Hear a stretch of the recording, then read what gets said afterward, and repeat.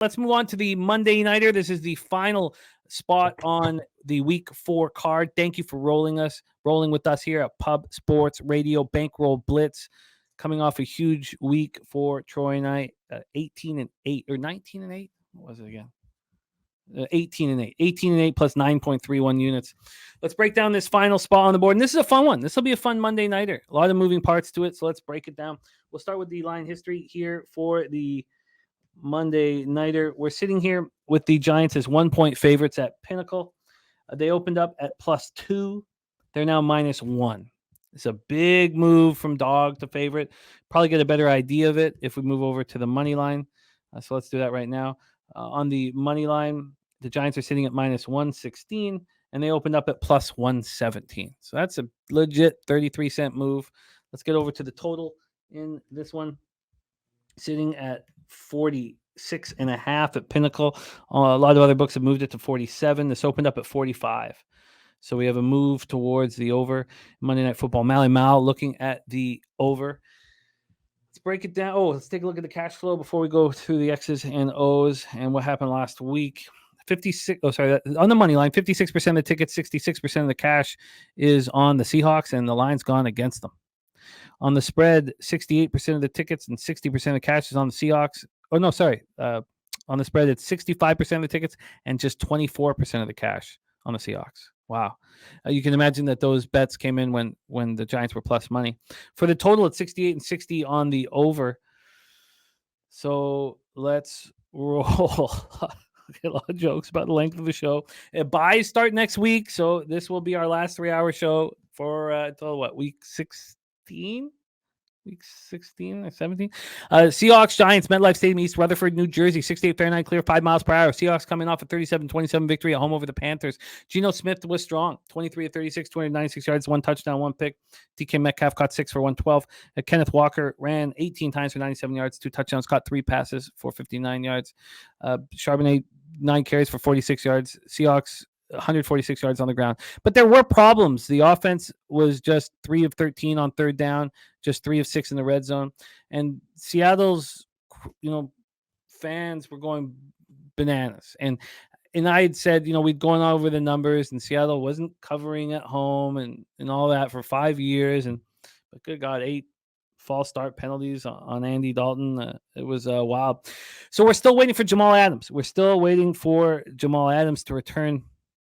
And the secondary got torched by Andy Dalton, 361 yards. The pass rush finished with 3 sacks and 11 quarterback hits, but they allowed the Panthers to go 10 of 19 on third down, 2 of 2 in the red zone.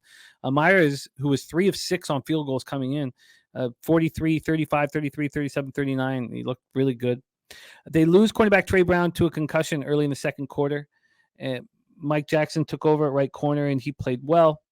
The Seahawks believe they have a ton of depth in the secondary. Trey's in concussion protocol. Edge rusher Darrell Taylor suffered a leg injury, and Carroll says that all that happened was he got kicked in the shin. It aggravated an old injury, forced him to the sidelines, but he will be back. If he's not back, rookie Derek Hall will come in. Defensive end Draymond Jones left in the second half with a hip injury. Supposedly, it was Pete Carroll just said it was his hip tightened up. Now, this is also an older injury being aggravated for Draymond Jones.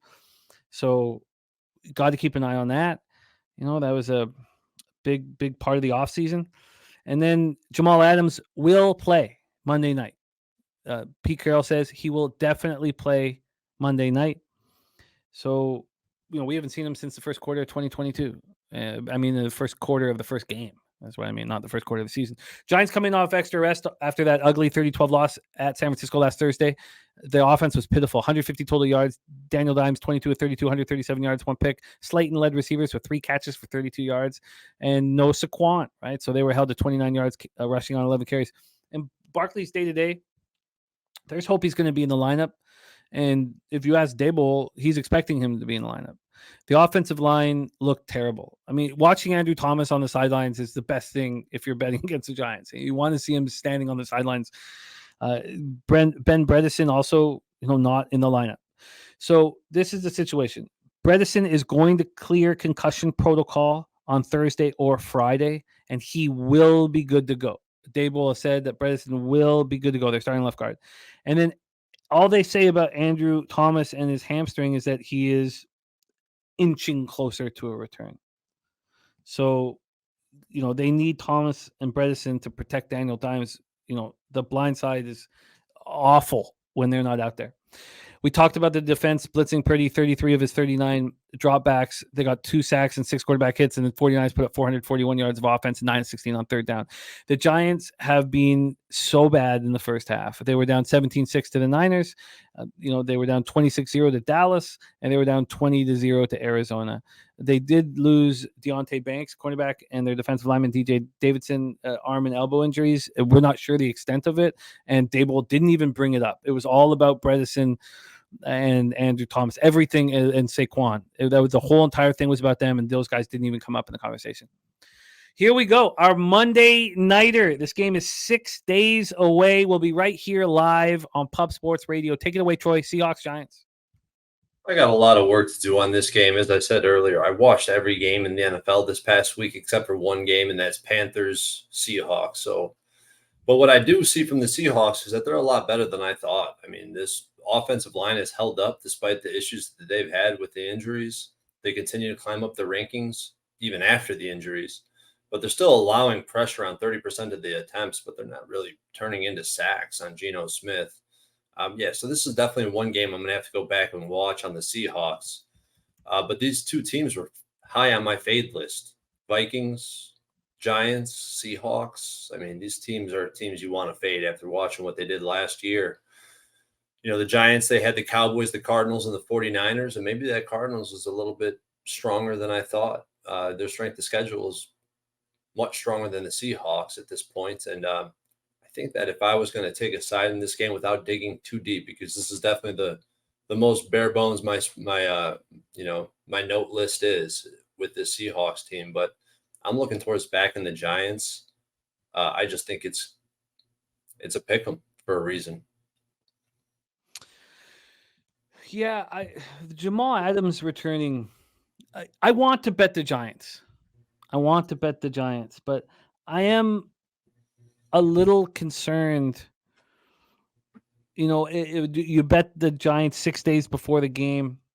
Do you get Saquon? Do you have Thomas and Bredesen in the lineup? I mean that, and then you're going to go up against a Seahawks defense that's going to be as pumped up as you could imagine. I know they're pretty pumped up in front of their home crowd. Bring them to New York City and have Jamal Adams back in the lineup. So I think that I end up sitting with this a little more or for a little longer and getting the injury information. But right now, I agree with the move towards the Giants.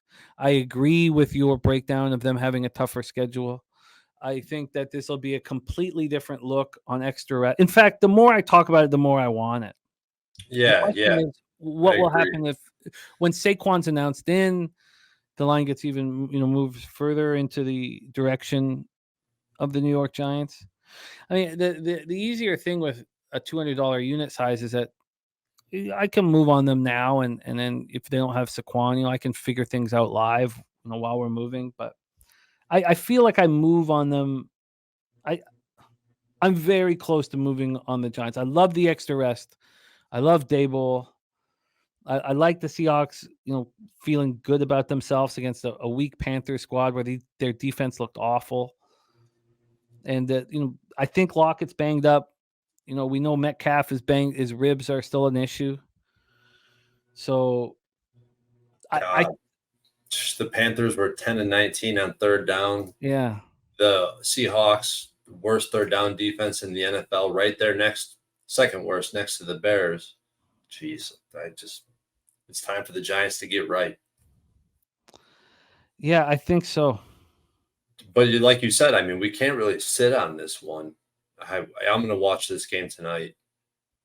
I think that I may. I think I move on the Giants tonight. I think I get them, lock them in on the money line at a low number, because we all know Jamal Adams is in. I mean, that's baked into the line. What we aren't sure of is, will Saquon be there? Will Andrew Thomas be there? Because we know that Bredesen's in, so the offensive line's already going to be stronger. So you have extra rest. You have a team high on the, with the Seahawks, and then a team so low on the Giants that must win now. Yeah,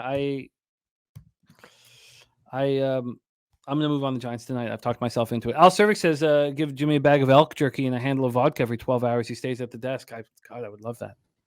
I would love that. Sky Dragon says, "All love now. It's nap time. Giants are going to be on my card, and I'm going to bet them this evening. JTL says, "Burning the midnight oil." Hey, Jimmy, you have a morning show coming up. You're damn right. I have a morning show coming up, and our special guest tomorrow is the legend, the Big Ragu. So we got college football that we'll be breaking down as well as MLB. Let's review all action here